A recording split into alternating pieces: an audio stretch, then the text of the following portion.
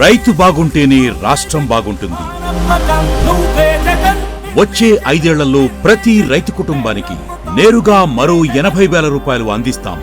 రైతు భరోసా ఏటా 13,500 రూపాయల నుంచి 16,000 రూపాయలకు పెంపు.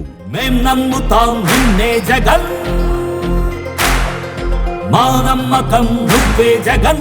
వచ్చే 5 ఏళ్లు కొనసాగిస్తాం ఉచిత పంటల బీమా, 0 వడ్డీ పంట రుణాలు, ఇన్పుట్ సబ్సిడీ మరియు పగటిపూటే వ్యవసాయానికి 9 గంటల ఉచిత కరెంట్ అందిస్తాం.